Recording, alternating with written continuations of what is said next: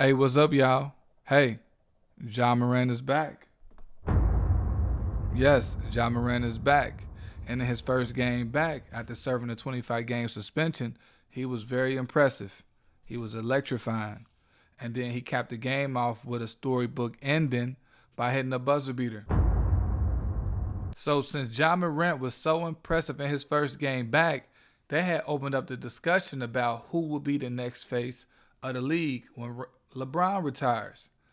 And Lil Wayne believed that Ja Morant should be the face of the NBA once LeBron James retires. I know that it's something that Lil Wayne would like to see come to pass.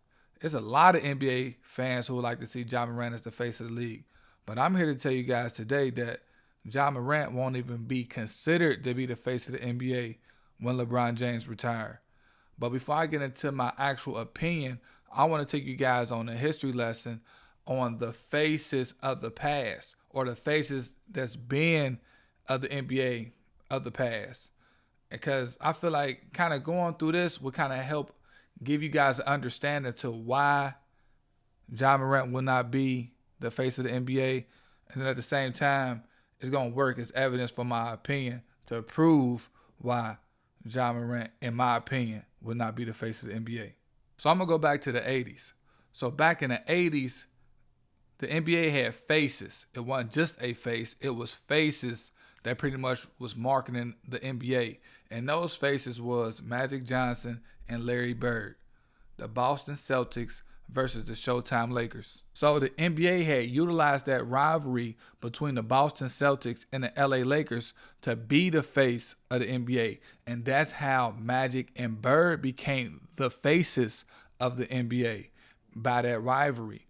But as the 80s had went on, Magic Johnson became a little bit more popular, and then Magic Johnson became the face of the NBA along with the Los Angeles Lakers. 1988 would be Magic Johnson's last time winning a championship, and that championship series between the Los Angeles Lakers and the Detroit Pistons in 1988 is actually one of the most rated series in NBA history.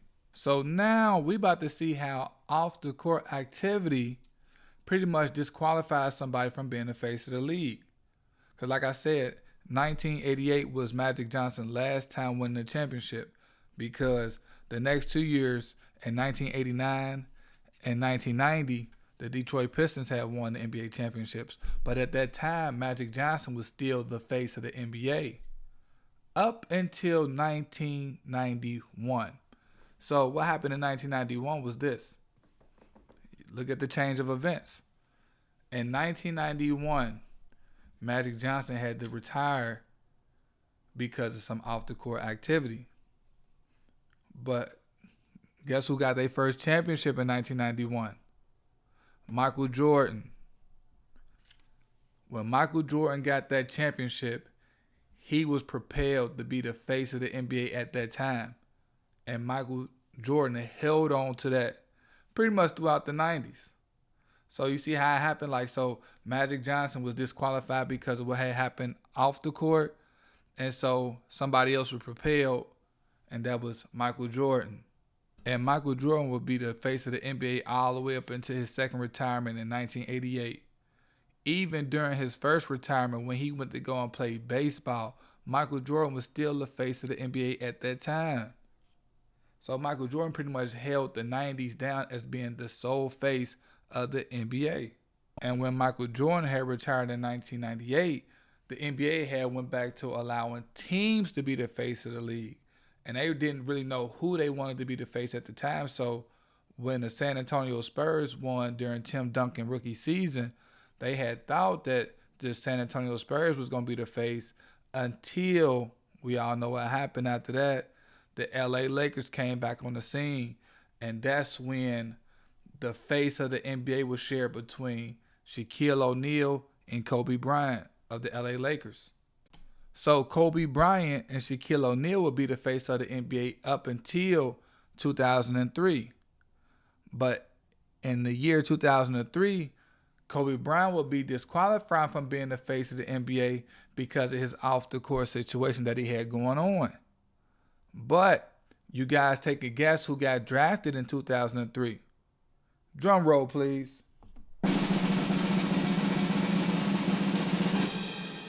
LeBron James.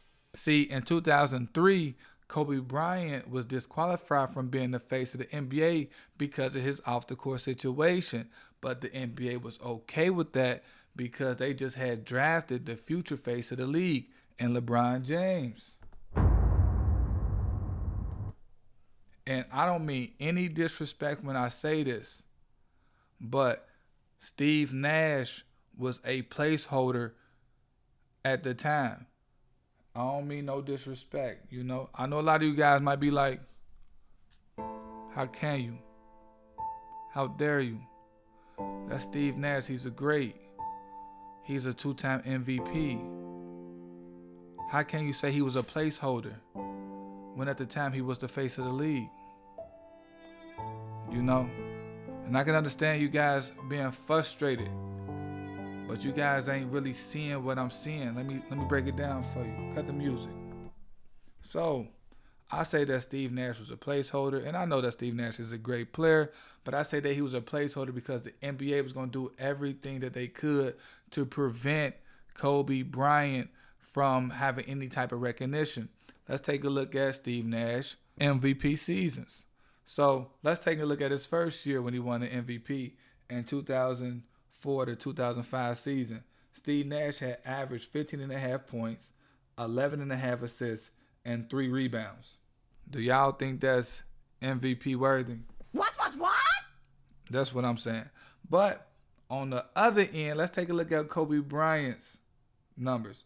So Kobe Bryant's numbers in 2004, 2005, Kobe averaged 27 points, 6 assists, and 5.9 rebounds. Is you guys kind of following when I say placeholder? But I'm not, wait a second. I'm not done yet. So let's take a look at Steve Nash 2005, 2006, the two-time MVP, the second year he won it. Steve Nash averaged 18.8 points, 10.5 assists, and 4.2 rebounds. What? Exactly. That is what I am saying.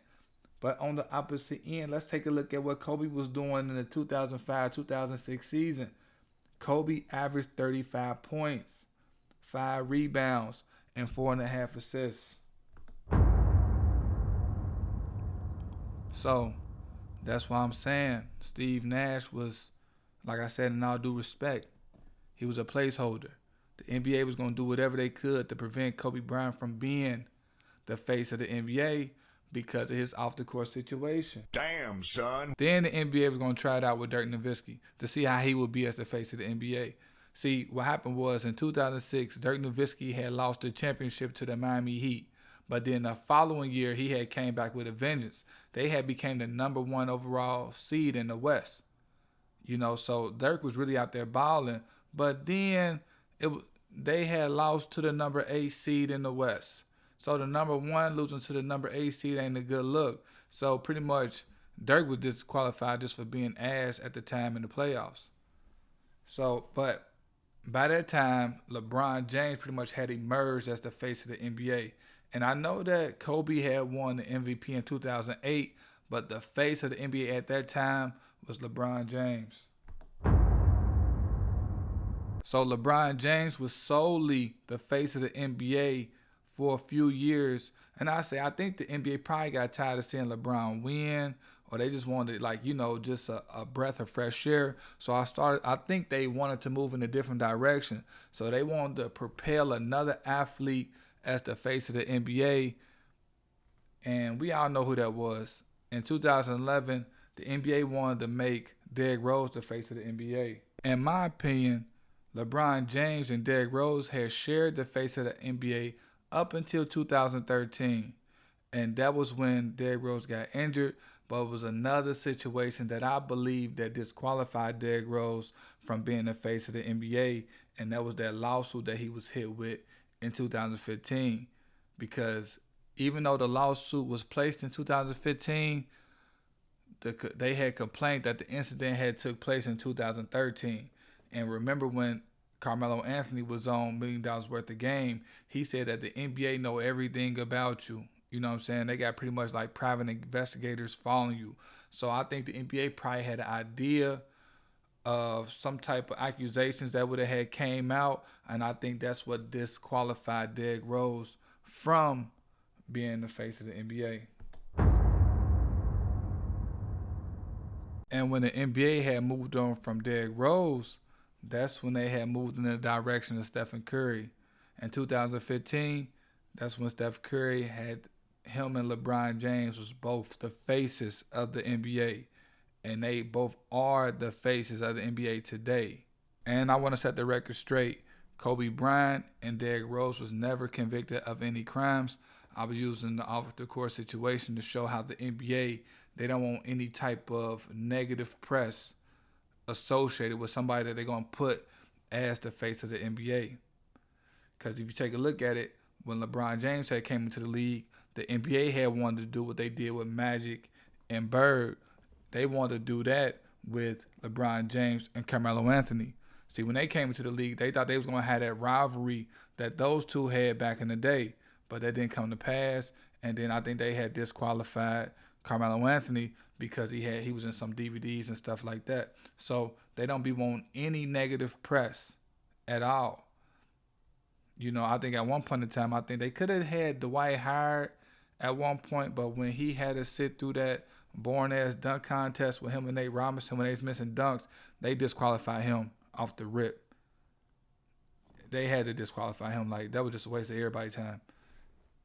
So back to Ja Murant. So if y'all kind of seen the common theme, what was disqualifying folks from being the face of the NBA, and that was because a lot of the times it was off the court situations, and the NBA don't want any negative press. Because we got to think about it. The NBA is a business. So they want to have the person that's representing their league, who's going to be the main person representing the league, they want them to have a clean image. And that's why LeBron James and Steph Curry has been doing it for a long time, because they got some of the cleanest images that you will see in the NBA. But that pretty much wraps everything up. And for those who still around, thank y'all for sticking it out with me. And I also want to hear from you guys, like if you guys agree or disagree, hey, make sure that you leave your comments down below, because I would like to see them, and I would like to see, you know what I mean, y'all thoughts about the situation or my viewpoint on things. And then don't be afraid to hit that like button. If you haven't done this already, make sure you subscribe to the channel. Until next time, let's roll.